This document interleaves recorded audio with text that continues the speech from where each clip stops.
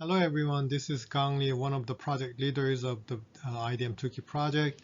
I'm sorry that I cannot participate in the meeting in real time because it's midnight here in Seoul.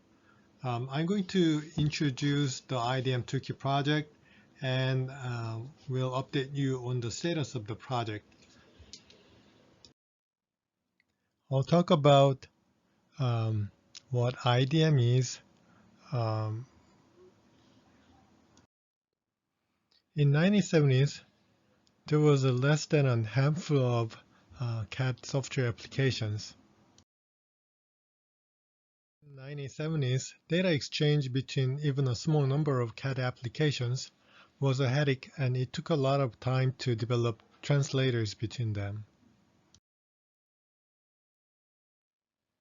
So one day, NASA called everybody up and asked them to develop one single data format which would allow them to exchange CAD data with a limited number of translators.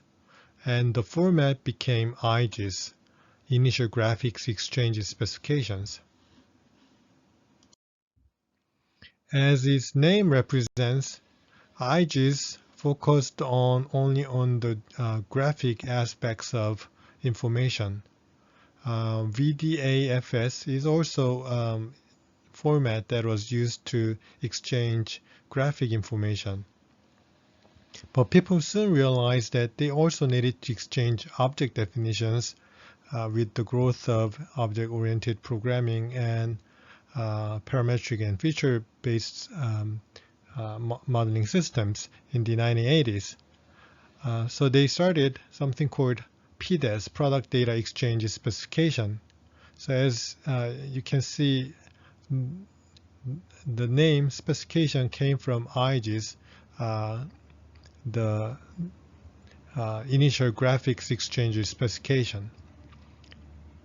And the PDES effort became the beginning of ISO effort, ISO 10303 STEP effort. It began in 1984, and the first standard was submitted in 1988.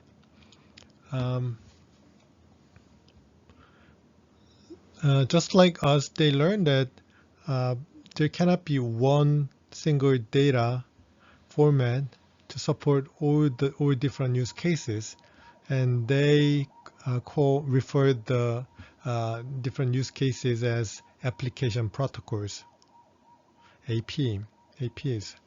So some examples of AP includes such as explicit drafting or associative drafting, configuration, control, 3D design of mechanical parts and assemblies, and so it's very specific.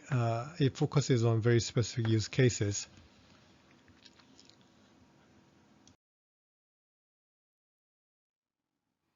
And then they started thinking that if they have a small packaged um, AP elements or a subset of a larger data model, then they can reuse the small subset data model over and over and over. And they named it as conformance class or conformance classes, CC, which is very similar to the concept of MVD or micro MVD in our term. ISO step defines a process to develop an application protocol in a very specific way. So the first step is to define application activity model, AAM. AAM includes information requirements and UCD scenario. And the UCD scenario is defined using IDEF0, which is a use case modeling notation. The next step is to define an application interpreted model, AIM. It's a data model. AIM is a data model, final data model, and it's defined using Express. However, there was a giant leap between these two steps. application reference model layer, ARM. So they use these two concepts to distinguish conceptual data model from logical data model, which is a very common distinction between different levels of data models. And for conceptual model, ARM, they used IDEP 1X, which is a data modeling notation for ARM. The distinction between conceptual and logical data model came from computer science data modeling community. They categorize or distinguish conceptual model, only concept data model, from logical model, and then the final physical data model, which is data model implemented, which can be implemented on a system. However, this is not a new concept, but a very typical software engineering process. So any software engineering process, including data modeling, starts from requirements analysis or requirements collection and analysis. Second step is system design or data modeling, implementation, testing, deployment, and maintenance. This model is referred to as Waterfall model. Probably you have already recognized where IDM came from. So IDM is an application activity model, AAM, with a little bit of application reference model, ARM. MVD is an application interpreted model, AIM, or a subset of AIM, which is called module interpreted model, MIM, and a little bit of ARM. Technically speaking, AIM can also be a full data schema such as the IFC schema and an extension model such as the IFC bridge extension model, as well as a model view definition, MVD. Also, application protocol is closer to an extension model than a subset model such as MVD. Since the topic of this presentation is the history of IDM and MVD, I'll simply focus on MVD.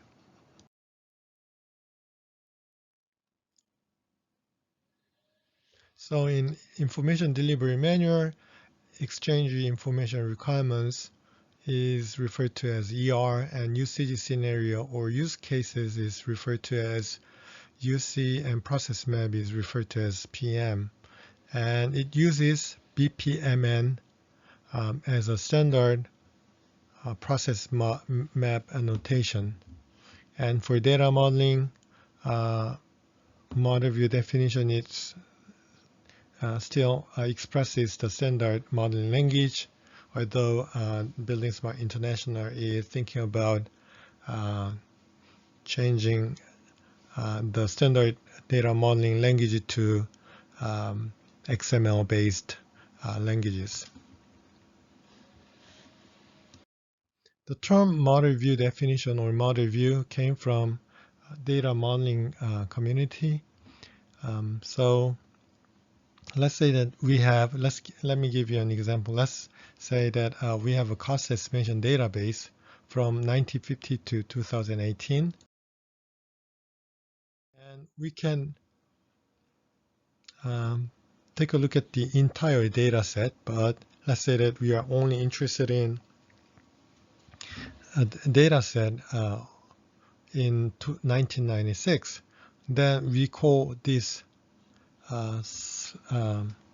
cross-section of the data set a view or model view.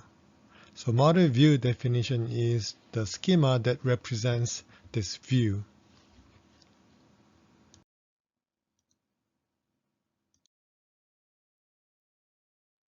An MVD can have a small subsets, which is similar to the concept of conformance classes. Micro MVD. So it's very compatible. The concepts are very compatible with those of application protocol. When did IDM start? Already in 1994, there was a conference entitled European Conference on Process and Product Modeling. It wasn't directly associated with IDM, but its main focus was on information process and product data modeling. So we can tell that people's interest in IDM already existed in the mid-1990s. In year 2000, I started developing a tool and a method that can tightly integrate process and product modeling, or AAM and ARM or AIM, together, so that once you specify information in a process, then you can produce a product model directly from the information collected within a process. So the effort was referred to as Georgia Tech Process to Product Modeling because I was at Georgia Tech at the time. Later it became XPPM, Extended Process to Product Modeling, which was developed from 2006 to 2011. In the late 2000s, Jeffrey Wicks and Nick Nisbet saw an importance of having a formal process of defining an IDM. So they wrote an IDM specification, which later became ISO 29481 Part 1 in 2010. It has been updated in 2016. Currently, the IDM schema is being developed as Part 3 of ISO 29481.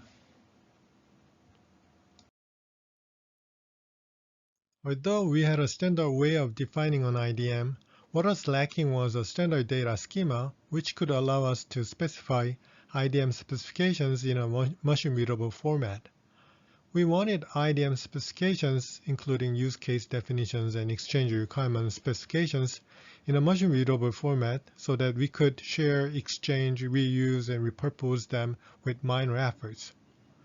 There were a couple of proposals for an IDM data schema, including the one by XPPM and the other one by Nick Nisbet.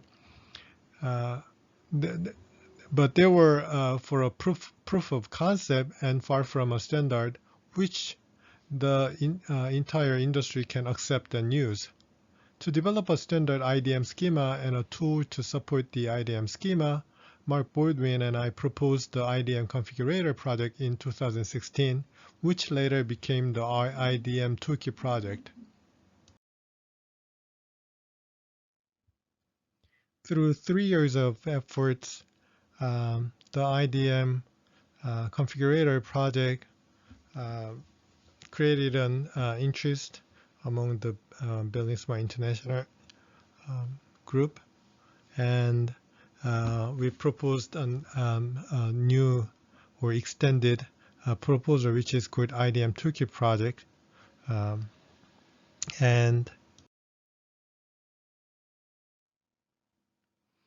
finally, in April 2019, the project was officially accepted as a BSI Technical Room project. It has 4 goals. The IDM Toolkit project has 4 goals. The first 2 goals or work packages are related to standard developments, and the third and fourth goals are related to the validation of the standards through development of test applications, because we don't really have many IDM applications yet. By developing the standard, we expected that people will be able to seamlessly develop PMs, ERs, and MVDs from EIRs, and also they will be able to track and manage the relationships between PMs, ERs, and MVDs. And also, if we have an IDM or MVD, existing IDMs and MVD for certain use cases, then we can develop new IDMs and MVDs reusing and modifying or repurposing the existing IDMs and MVDs, because one lesson was that if you have an MVD for example, hospital, certain type of a hospital, then even if you have a new type of hospital, the new MVD or the new information requirements won't be very different from the information requirements for the old hospital type or existing hospital type. So you can easily create a new one by revising the existing one. So to allow us to do so, we needed a standard data schema which can be read by a machine, and also use case and ERs. By having this, we expected that we could facilitate the IDM and MVD development. We need more IDMs and MVD to meet the ISO 19650 requirements, but we don't have that yet. And also, we cannot really say that guarantee the quality of IDMs and MVDs being developed today. So by having machine readable IDMs and MVDs, we thought that we could even test the quality of IDMs and MVDs. Also, we are still talking a lot about the level of development and level of information requirements, but those are very vague. We cannot really say that the LOIN or LOD specification should include this and that at a specific information item level. But once we have an automated way of matching specific information items with information requirements, we thought that we could automate the LOD checking. And also nowadays there are tools such as BeamQ which can export beam model using an MVD as a filter. So you can send out or read in a small subset of a large beam model using MVD as a filter. And to allow more things like those, we needed more MVDs and IDMs. We also thought that we could expedite the automated model quality checking process by having more IDMs and MVDs.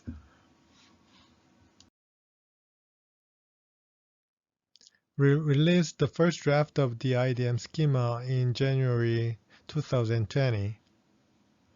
Between April 2019 and January 2020, we've worked hard to get the first draft of the schema, and we had 15 meetings, 10 group conference call, 3 small group conference call, 2 BSI summits in 2019, 3 rounds of Delphi survey, 34 discrete number of participants participated in the meetings.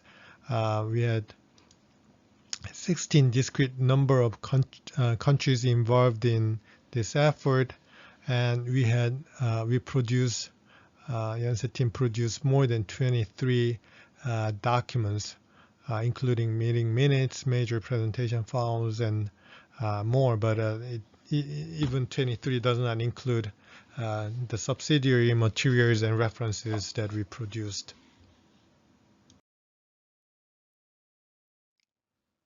While we were working on this, we learned that SEN was developing European IDM standard, which should be compatible with ISO 29481 Part 1. And also there was a group, use case management group, which focused only on use case aspects of an IDM. So we work closely with these groups and others to collaborate and also coordinate their efforts with us. First two goals together and make them as one goal: the IDM's classification and IDM schema standard. This work package has been proposed as a new work item of ISO 29481. This may become part 3 of ISO IDM standard. ISO standardization process usually takes from 1.5 years to 3 years. We are planning to submit the work package, the schema standard, as candidate draft so that we can reduce the review cycle. For the past several months, we tried hard to make the IDM schema and classification more mature through expert reviews and virtual simulations. By virtual simulation, I mean an attempt to manually map each element in existing IDM specifications to those of the IDM schema. The current IDM schema is called the IDM schema or the IDM XSD because it was defined according to the XML schema definition following the new direction of the Building Smart International. We expect it to be officially published as an international standard around December 2021. Here's a brief overview of the IDM schema structure. In a new proposal for ISO 29481 Part 3, the header information is aggregated as a use case reflecting the recent growth of the interest and the use case community in our industry. So what is an IDM? IDM can be understood as a wrapper of use cases, process maps, and exchange requirements. An IDM can be viewed also as a folder. Use case information can be viewed as a folder label, which describes the contents and the history of the materials in the folder. Process map and exchange requirements are the contents of the folder.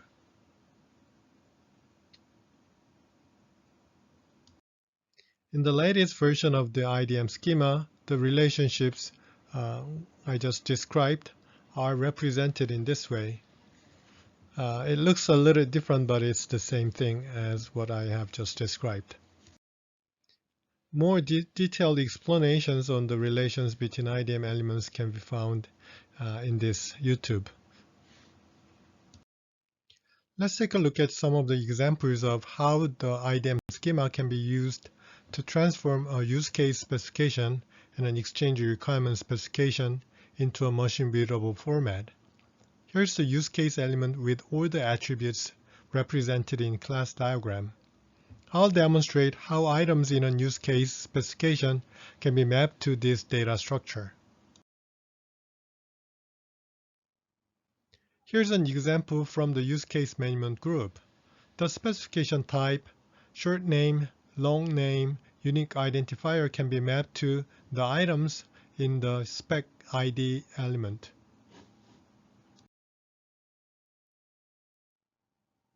Publisher, author, publication date, and change history can be mapped to the items in the authoring element. Description can be mapped to executive summary, benefits to benefits, and objectives to aim and scope, and distinctions to limitation, because distinction basically talks about the limitations of this use case definition, and basics and standard selection can be mapped to either basis standards or references. This is the exchange requirement element in the IDM schema with all the attributes represented in class diagram. Here's an example of exchange requirement from ISO 29481 Part 1. These items, including identification and description, are information units. So these can be mapped to information unit. Definition can be mapped to definition. And examples can be mapped to examples. An element such as 3D model is an object with which has these information items or these information units as attributes. So such a high-level element 3D model can be specified using information unit group, which is an aggregation of information units. Facility, which is a even higher level information unit group, can be also specified using information unit group because it has a kind of recursive structure. So you can read in 3D model as a sub-element.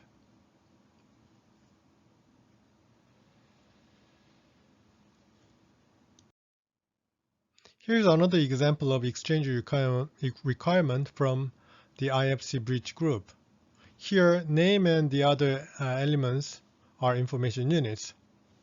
Footing is an element which have all these elements with these elements as an attribute. So again, we can specify footing using information unit group so that it can have these information unit elements as a sub-item.